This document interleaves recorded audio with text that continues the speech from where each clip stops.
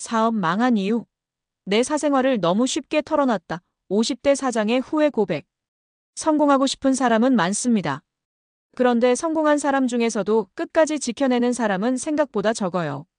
왜일까요? 사람들은 흔히 실력이 부족해서, 돈이 부족해서 망한다고 생각해요. 하지만 진짜 무너지는 이유는 너무 가까이 있는 곳에서 너무 쉽게 보여준 것들 때문입니다. 오늘은요, 사업에서 큰 성공을 거뒀지만 결국 사람에게, 그리고 자신의 사생활 노출이라는 실수로 무너졌던 한 50대 사장님의 후회담을 통해 왜 부자가 되려면 입 조심부터 해야 하는지, 그리고 그걸 지키는 법에 대해 이야기 나눠보겠습니다. 성공학에서 이런 말이 있어요. 실력은 기회를 만들고 말은 그것을 지운다. 한마디로 어떻게 말하고 어떤 이야기를 누구에게 하는지가 당신의 성공을 좌우할 수도 있다는 뜻이죠. 이 사람 정도는 믿어도 되겠지. 뭐 어때? 그냥 편하게 얘기하는 건데. 솔직한 게 좋지 않아? 이런 생각으로 사적인 이야기, 돈 이야기, 가족 이야기까지 너무 쉽게 흘려버리는 사람들이 있어요. 그리고 그 정보가 내가 예상치 못한 방향으로 흘러갔을 때 돌이킬 수 없는 문제가 생기죠. 그 사장님도 그런 실수를 했습니다. 말 한마디에 천냥 빚을 갚는 게 아니라 말 한마디에 수십억짜리 회사를 잃을 수도 있다는 걸 몰랐어요. 이 사장님은 30대 후반에 치킨 프랜차이즈 사업을 시작해서 무려 60개 지점을 출점시키는데 성공했어요. 본사 운영도 탄탄했고 점주들과의 관계도 좋았죠. 근데 그 무렵 그는 한 직원과 술자리에서 자기 사생활을 털어놓습니다. 사실 집이 많이 힘들다. 자금 돌리느라 대출도 좀 껴있다. 그때 누구랑도 관계가 좀 꼬였었지. 그때는 그냥 푸념 하소연 정도였지만 그 이야기가 점점 사람들을 타고 퍼졌고 몇 달 뒤엔 사장의 재정 위기설, 인간관계 문제로 왜곡되어 돌아오기 시작합니다. 문제는 여기서 끝나지 않았습니다. 신규 가맹 문의가 뚝 끊기고 기존 점주들도 혹시 본사 위험한 거 아니냐며 불안을 갖기 시작했어요. 결국 가맹점 철수, 투자 철회, 내부 불화까지 이어지면서 3년 만에 사업은 완전히 무너졌습니다. 그는 말했습니다. 사생활은 진실이 아니어도 소문이 되면 독이 되더라고요. 부자들, 특히 자수성가한 사람들일수록 말이 적고 자기 이야기를 거의 하지 않아요. 왜일까요? 그들은 압니다. 신뢰는 조용함에서 시작되고 의심은 정보의 빈틈에서 자란다는 걸요. 사람은요, 자신이 듣지 말았어야 할 이야기를 들으면 그걸 그냥 넘기지 못해요. 그걸로 판단하고 해석하고 때론 이용하기까지 하죠. 실제로 기업 CEO 리더십 교육에서 가장 먼저 배우는 게 정보 차단입니다.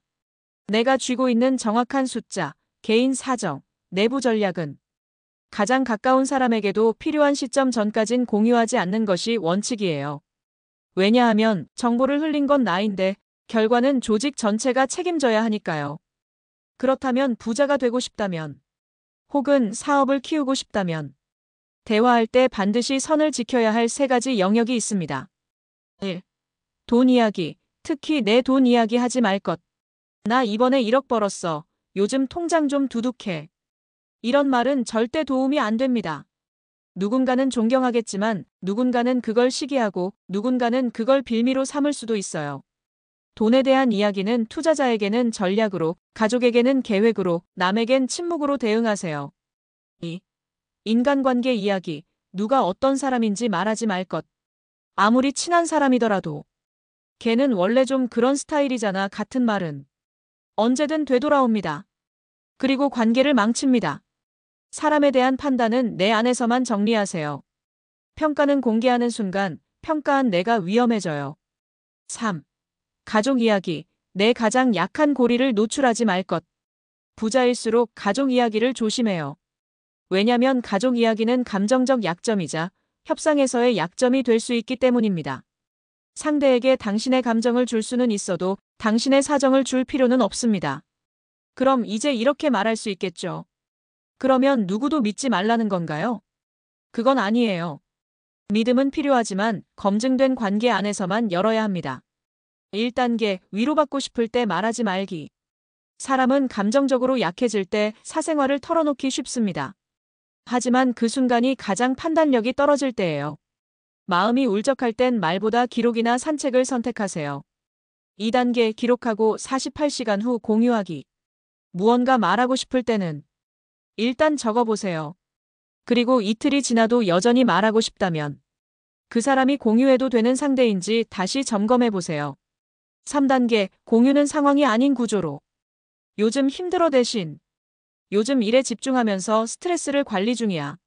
즉, 감정을 공유하되 피해자처럼 들리지 않는 구조로 말하는 것이 핵심입니다. 성공한 사람들 보면요, 사람을 안 믿는 게 아닙니다. 거리를 두는데 익숙한 겁니다. 감정을 터놓는 사람 따로, 전략을 상의하는 사람 따로, 실무를 맡기는 사람 따로. 즉, 관계마다 기대와 노출의 수준을 다르게 조절해요. 한 부자가 이런 말을 했어요. 나는 5명과 친하지만 그 5명 중에 내 통장 잔고 아는 사람은 한 명도 없어. 이게 바로 부자의 대화법이에요. 사업이 망한 이유. 내 실력이 부족한 게 아니라 내 입이 먼저 망가졌기 때문이었어요.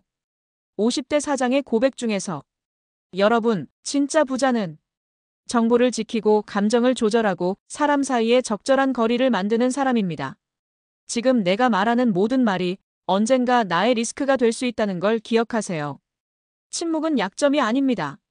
그건 선택입니다. 그리고 그 선택이 당신을 지켜줄 겁니다.